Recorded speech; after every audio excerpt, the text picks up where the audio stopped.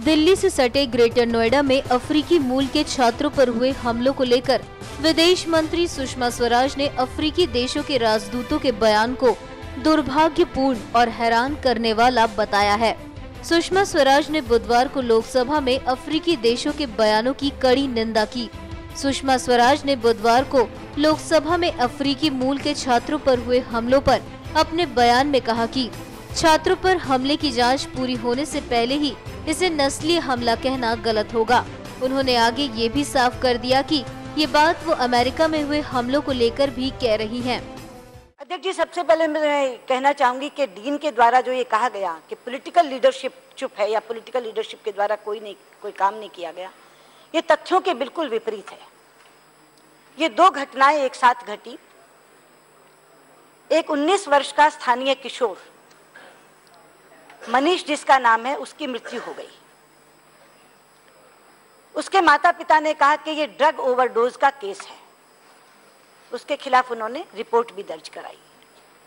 अगले दिन स्थानीय लोगों ने इस मृत्यु के खिलाफ एक कैंडल मार्च निकाला। उस कैंडल मार्च में इन नाइजीरियंस की पिटाई हुई, जिनके बारे में जिक्र है।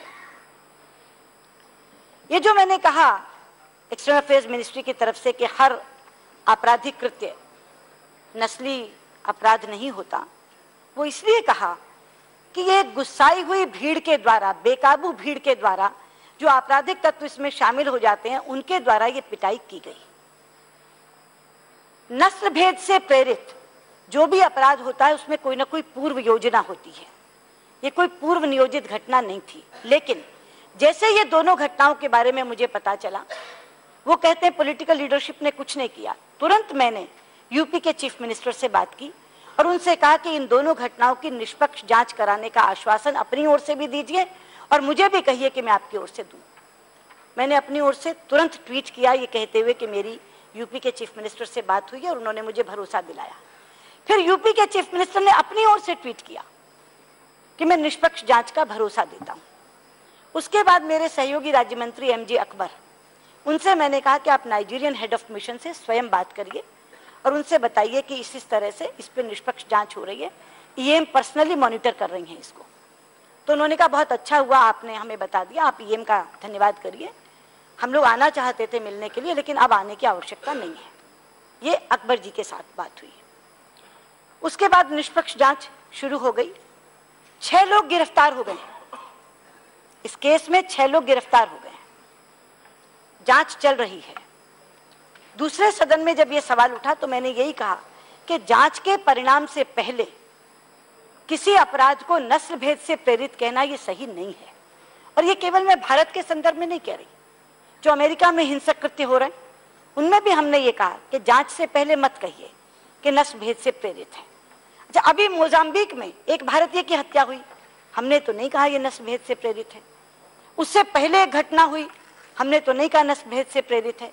तो इसलिए हमारा ये कहना कि हर आपराधिक कृत्य या हर हिंसक कृत्य नस्ल भेद से प्रेरित नहीं होता। जांच का परिणाम आने दीजिए। दूसरी बात, राजीव जी ने उसी दिन अपने वक्तव्य में कही कि कीनियाई अफ्रीकन महिला ने, उसके साथ भी बेहद मारपीट हुई, उसकी घटना हुई, उसे आधा दर्जन लोगों ने मारा। आपको मालूम हुआ होगा अखबार के माध्यम से। अगले दिन स्वयं उस महिला ने जाकर के कहा कि मैंने तो झूठ बोला था और अपनी शिकायत वापस ले ली।